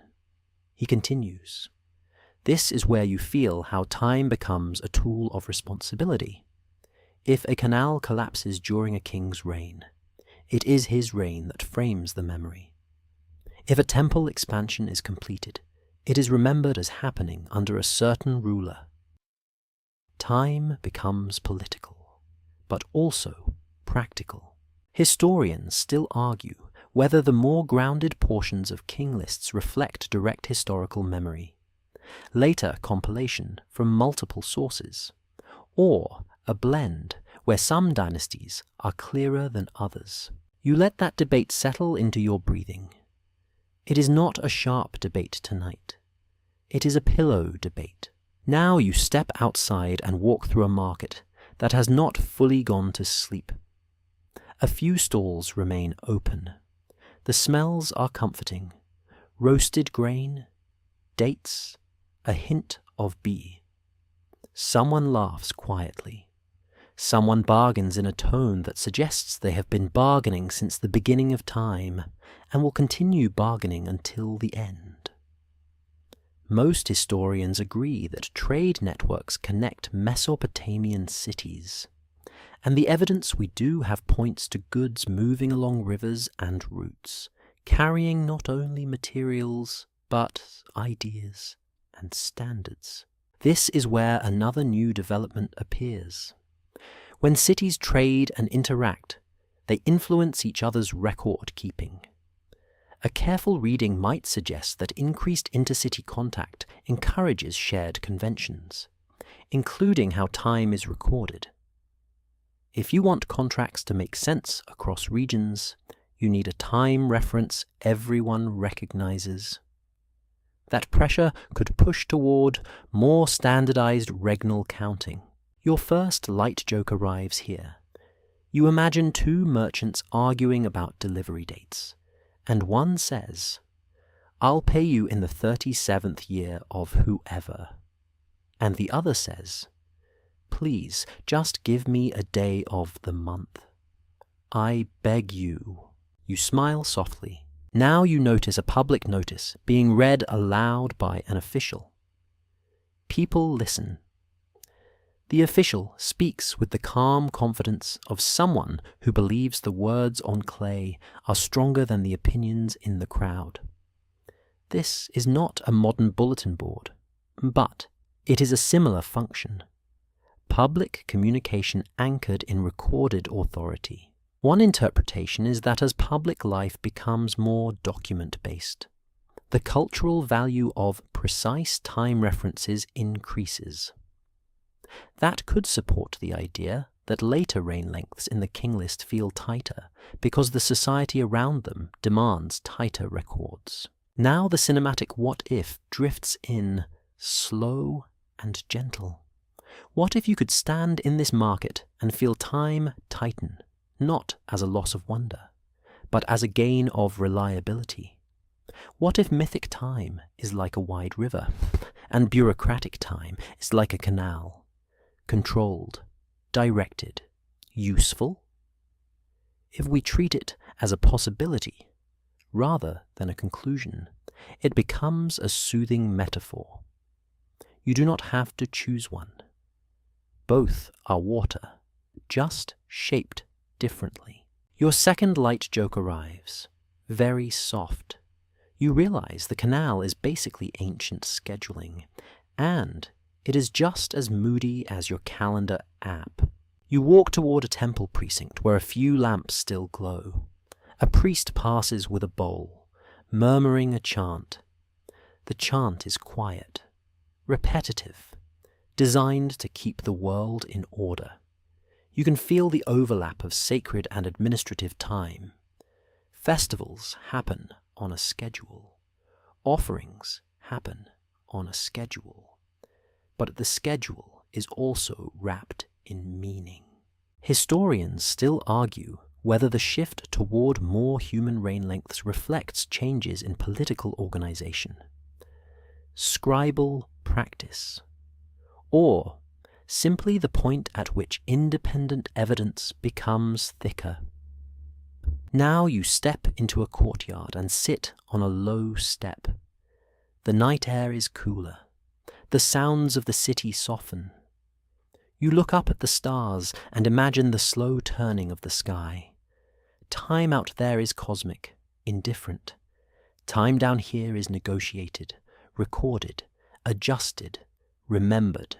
A careful reading might suggest that the King List is doing two jobs at once. It offers cosmic legitimacy by framing kingship as ancient and ordered, and it offers practical continuity by listing rulers in a sequence that can be used to anchor memory. The later portions lean more toward the practical side because the society around them is producing more records. Your third light joke arrives as a whisper. You think about how people say, "Time flies," and you imagine an ancient scribe replying, "Not if I have to count it." You let the joke fade into calm. Now you absorb the main development of this section.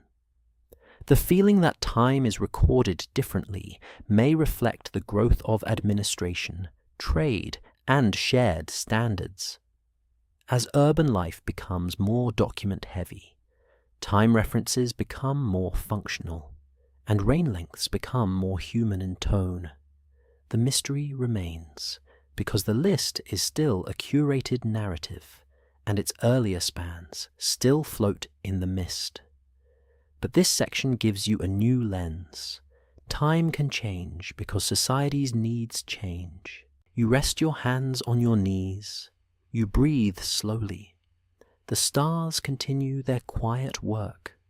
The city continues its quieter work. And you let yourself drift with the comforting thought that even when records become more precise, the human desire to shape time into meaning never fully goes away. You step into a library room that feels like a sleeping animal. It is warm, quiet, and full of stacked clay that holds its breath.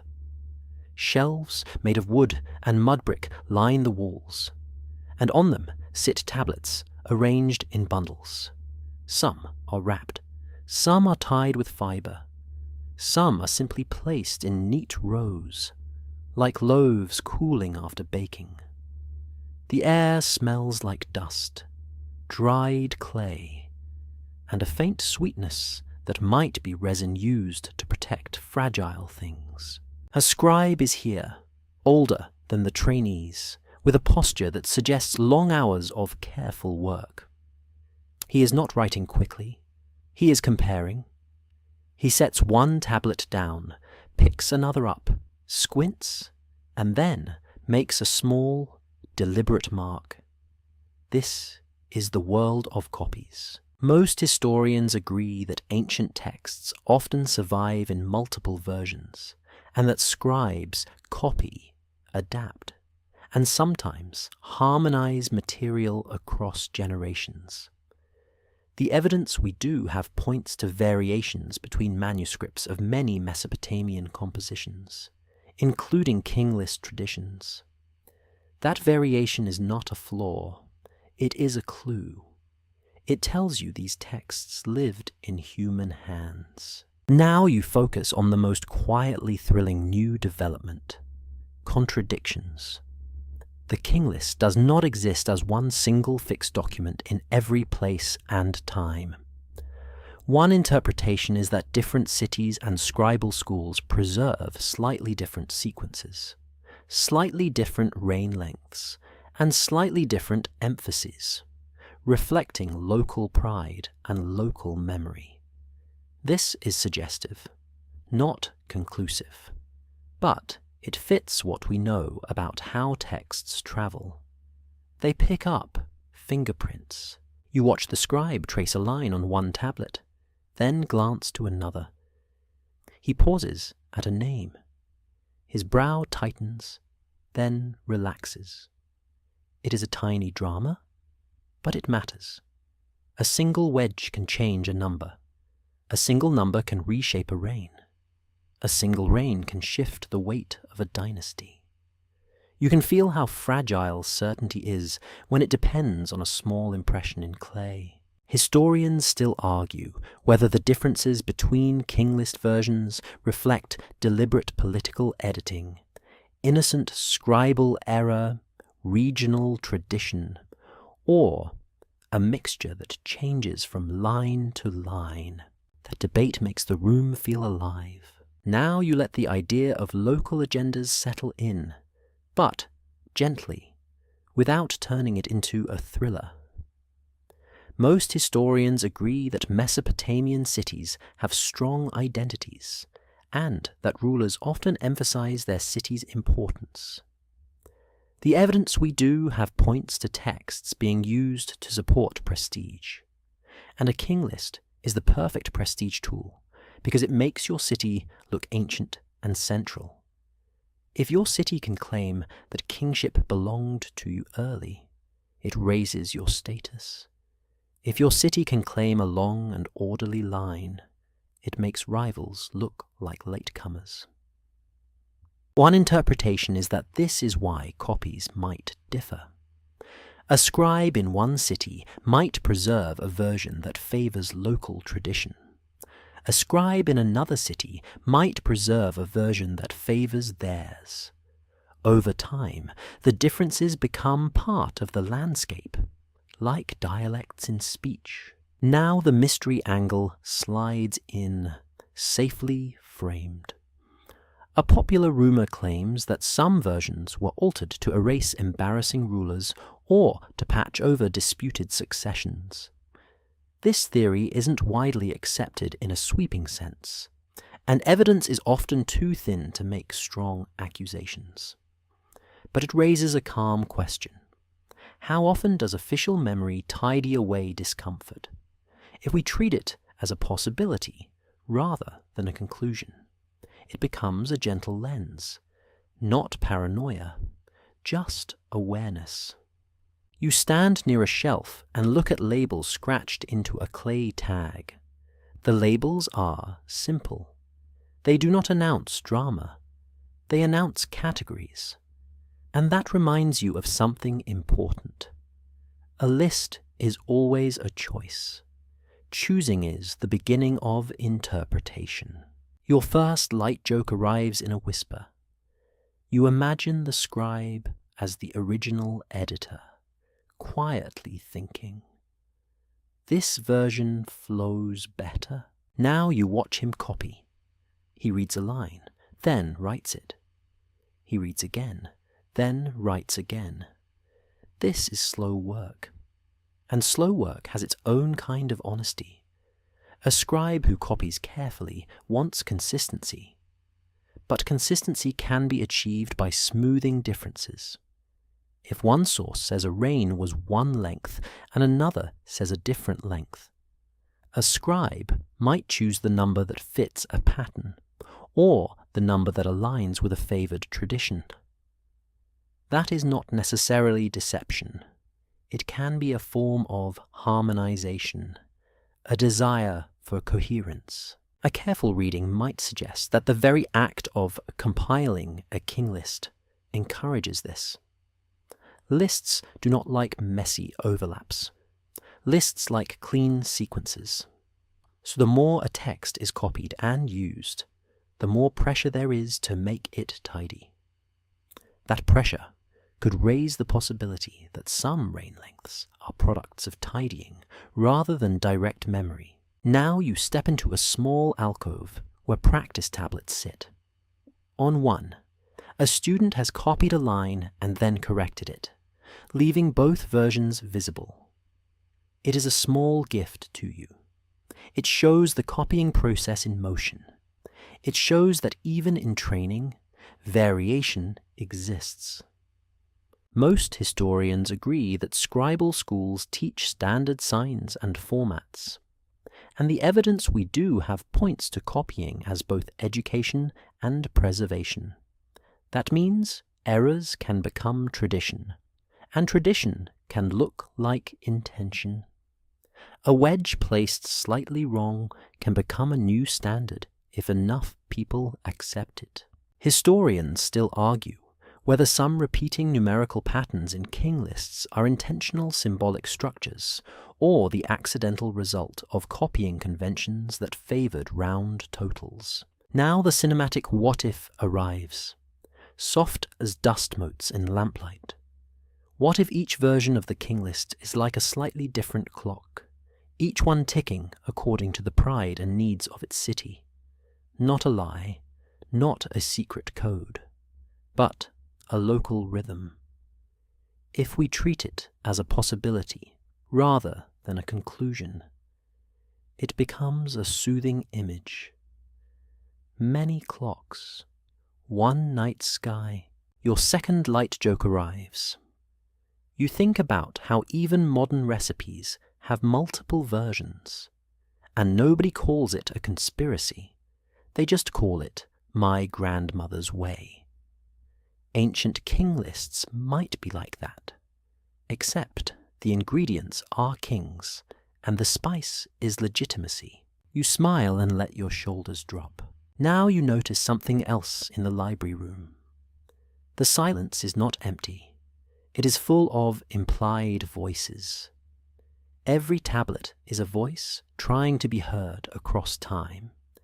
And when there are multiple versions, you do not get one voice. You get a chorus. A careful reading might suggest that the chorus itself is the truth of the tradition. Not a single fixed timeline, but an evolving conversation. The evidence we do have points to compilers selecting and arranging material. And selection always has a purpose. Sometimes the purpose is practical. Sometimes it is political. Sometimes it is simply aesthetic. A desire for the text to look balanced on the tablet. Now the mystery isn't in what we know, but in what we can't confirm. You cannot sit with the ancient compilers and ask, "Why did you choose this number?" You cannot ask, "Did you prefer this city?" You can only infer from patterns, context, and comparison. That limitation is not frustrating tonight. It is calming. It means you do not have to solve it. You only have to notice it. Historians still argue whether the contradictions between versions should make us distrust the tradition or understand it as a living genre shaped by many hands. Now you step away from the shelves and sit on the floor, legs folded, listening to the faint scrape of the scribe's stylus. The scrape is steady, like a tiny brush on sand. Your breathing matches it. Slow in, slow out. Your third light joke arrives quietly. You imagine the scribe wishing for a magical tool that copies perfectly. And you realize humans invented the photocopier thousands of years later. And we still manage to misplace the original anyway. You let the joke fade. Now you absorb the section's new development as a gentle conclusion. The king list's time feels recorded differently, not only because of myth or math, but because of copying. Multiple versions mean multiple choices, and those choices can shift numbers, names, and emphasis. Variation does not erase value. It reveals the human process behind the clay. It shows that recorded time is also negotiated time, shaped by schools, cities, and the quiet preference for tidy sequences. The library room stays warm. The tablets stay silent. The scribe continues his slow work.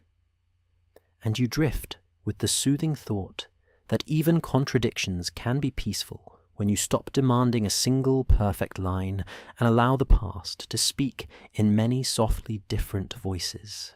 You step into a small courtyard office where the ceiling is low and the air feels pleasantly cool, like the room has been saving its calm for you.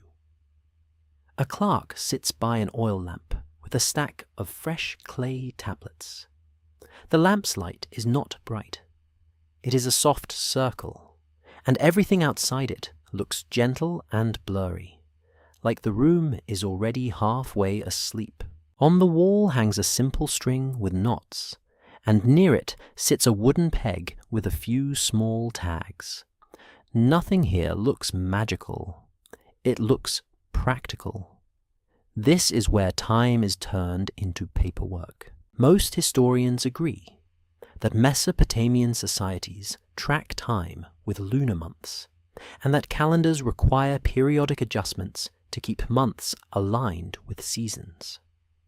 The evidence we do have points to intercalations, extra months inserted when needed, as well as year-naming practices in some later periods and regnal year counting anchored to rulers.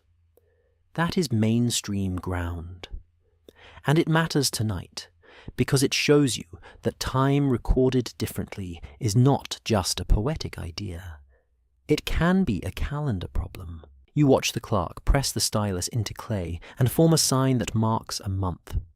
The sign is small, but it carries a lot. A month here is not just a number. It is a cycle of obligations. A month is when rations are counted, offerings are made, workers are assigned, and debts are remembered. If you mess up the calendar, you mess up everything that depends on it. Now you let a careful reading suggest something subtle. When calendars are lunar and seasons are solar, the community must negotiate. They must decide when to add an extra month.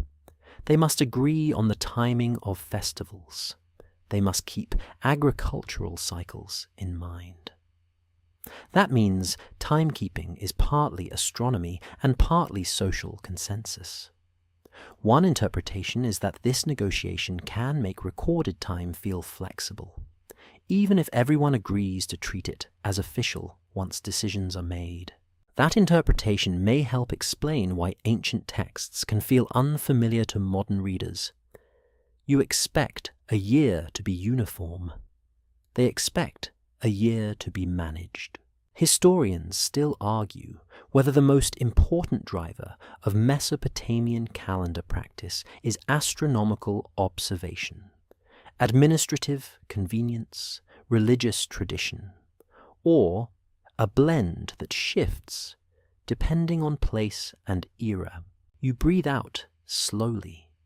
This debate is soothing because it reminds you that time is a human agreement, layered on top of the sky.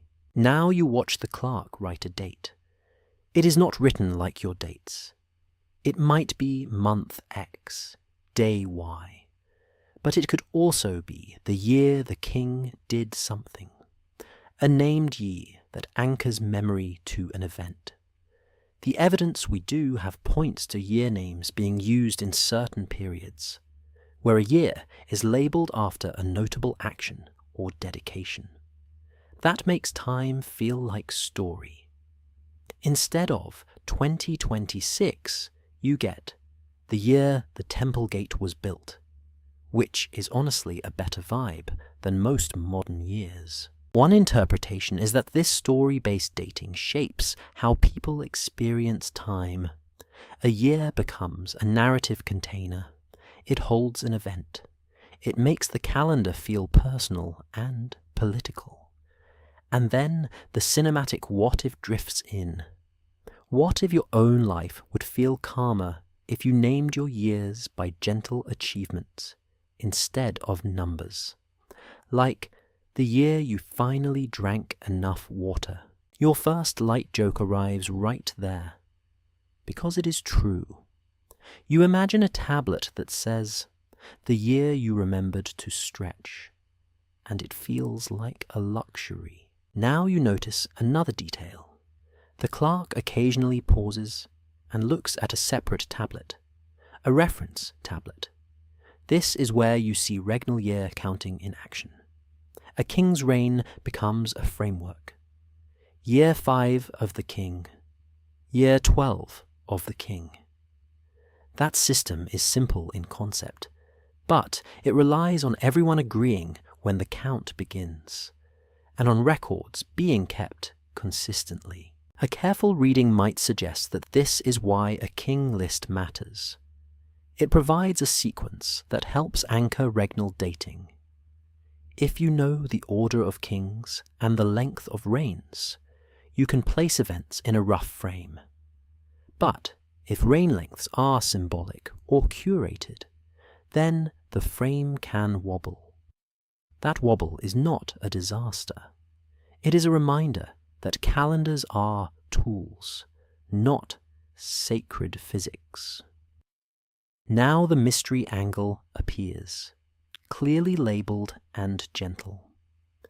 A fringe idea proposes that some of the king list's odd reign lengths are the result of converting between different calendar conventions, like mixing lunar counts, seasonal cycles, and regnal systems without marking the switch. This theory isn't widely accepted as a full explanation, and evidence is not strong enough to treat it as a solution, but it raises a calm possibility. What if time is not wrong? It is just written in multiple dialects. If we treat it as a possibility rather than a conclusion, it becomes a soothing thought, like discovering that two people are using different measuring cups in the same recipe. You watch the clerk add a small mark to indicate a completed entry. The tablet is set aside. Another is started. The rhythm is steady. The sound of the stylus is like rain on a roof, light and repetitive. Most historians agree that administrative record-keeping in Mesopotamia can be extremely detailed, and the evidence we do have points to standardized measures, repeated formats, and consistent terminology in many contexts. That means when time is recorded in documents, it is often recorded with care, even if the overarching historical narratives remain curated. Historians still argue whether the calendar and dating systems were uniform across all cities, or whether local variations persisted, creating subtle differences in how time was recorded. You stand and move closer to the wall with the knotted string. You touch it lightly, knots as memory, knots as counting. Even without writing, humans make time tangible. Now writing makes it even more tangible, but not necessarily more universal.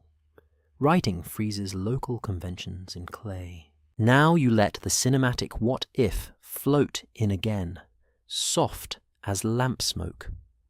What if a year in one city's administrative world is slightly different in feel from a year in another city's ritual world, and the king list is trying to translate between them by brute force? Not a secret code, not a hidden truth, just an imperfect bridge. Your second light joke arrives. You picture ancient officials arguing about when to add an extra month, and you realize it is basically the earliest version of arguing about what day a holiday should fall on. Humans love a calendar argument. It is one of our most stable traditions. Now you return to the clerk's tablet.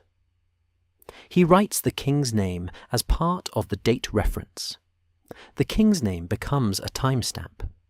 That is a big idea. It means political power becomes temporal power. To name the king is to locate the moment. One interpretation is that this makes kingship feel like the spine of history, even when the lived reality of most people is shaped more by seasons and labor than by royal titles. This is where recorded differently becomes emotionally clear. Time is being recorded not as neutral astronomy, but as social structure. Months are agreed upon. Extra months are negotiated. Years can be named after events. Years can be counted by rain. Each method records not only passing time, but also what the culture values. Historians still argue whether year naming was primarily a ceremonial tradition, a practical, administrative tool, or both in different circumstances. You let that sentence fade into your breathing. Your third light joke arrives quietly. You imagine your own calendar labeled year 1 of you trying your best, and you decide it is deeply accurate. Now you absorb the section's new development as you settle into stillness. The King List's strange time may be partly a reflection of a world where timekeeping is plural. Lunar months, regnal years, named years, negotiated intercalations, and local conventions all coexist. In such a world, years can feel different depending on who is recording them and why. The list can look strange, not because the people were confused, but because they were managing multiple systems at once, translating lived cycles into written order. The lamp flickers gently. The clerk keeps writing. The room stays cool. And you drift with the soothing thought that time is not only something that happens to you. It is something humans build together, quietly, one careful mark at a time. You enter a room that feels almost too quiet, the kind of quiet that makes you notice your own breathing. The walls are smooth with age. The floor is cool. A single lamp burns low, and its flame is steady, as if it has decided to behave for once. In the corner sits a scribe, older now, not in a sad way, but in the way a person becomes when they have spent a lifetime turning living moments into marks. He is not rushing. He is not trying to impress anyone. He is doing what he has always done. He smooths a tablet. He checks the surface with his thumb. He waits a moment for the clay to settle. Then he begins. Tap, press, lift. The sound is small, and it feels like a heartbeat. Most historians agree that the Sumerian King List blends mythic tradition with historical material, and the evidence we do have points to it being copied and used across generations for reasons that mix memory, legitimacy, and scribal practice. That is your solid ground for tonight. It is not a secret message from outer space. It is not a single flawless timeline. It is a human artifact made by human hands. And yet, it still gives you that strange feeling. Time, in this text, is recorded differently. One interpretation is that the King List is less interested in measuring time the way a modern clock measures it, and more interested in shaping time into meaning. It takes the past and gives it a spine. It makes time feel like a procession of authority, a sequence that can be recited, copied, and believed. That is not the only way to record time, but it is a powerful way. Now the mystery angle arrives, clearly labelled and soft. A fringe idea proposes that the list hints at lost chronologies, coded cycles, or an older system of counting that later readers no longer understood. This theory isn't widely accepted, and the evidence is thin, but it lingers because the numbers invite you to wonder. If we treat it as a possibility rather than a conclusion, it becomes a calm imagination game. What if the biggest numbers are not mistakes, but echoes of a way of thinking that does not translate cleanly into modern categories? Then you return to the calm truth ladder you have carried tonight. Some parts are documented, some are interpretation, and some are gentle imagination. If the evidence is thin, we'll say so. The mystery isn't in what we know, but in what we can't confirm. The scribe pauses and looks at the tablet, as if listening to it. You realize something soothing. In this room, time is not hunting you. It is not a predator. It is not a threat. Time is a material. It is clay. It is something shaped, pressed, and stored. Historians still argue whether the King List's most extreme reign lengths are symbolic numerology, cultural memory stylized into legend, scribal harmonization, or the trace of multiple timekeeping conventions blended together. You let that sentence settle like dust on a shelf. Now you notice the scribe's hands. They are steady, but not perfect. There are small scars, calluses, and the faint stain of clay that never fully leaves. Those hands have written thousands of lines. They have copied names that were already ancient to them. And that is the heart of the gentle mystery. When you record time, you also reveal what you're trying to protect. Most historians agree that ancient societies often use the past to stabilize the present. And the evidence we do have points to rulers and institutions leaning on tradition to make order feel inevitable. One interpretation is that the King List makes kingship feel inevitable by making it feel ancient. The oldest reigns are vast, not because bodies lived that long, but because the institution needed a mythic horizon. Your first light joke arrives quietly.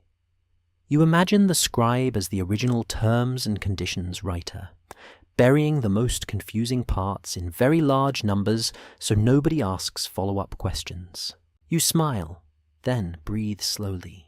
Now you shift your attention to the listener you are tonight, which is you. You have spent this journey letting time loosen. You have let big numbers become mood, not homework. You have allowed debates to be soft, not sharp. That is important, because this story is not here to make you anxious. It is here to make you sleepy. A careful reading might suggest that the King List's power comes from its layered voice. It speaks like a document, and like a myth at the same time. It can be read as a list of rulers, but also as a poem about order.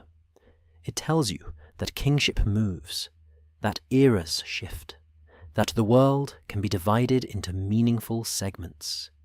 It records time in reigns, in sequences, in sacred framing. Now the cinematic what-if drifts in, slow as lamp smoke.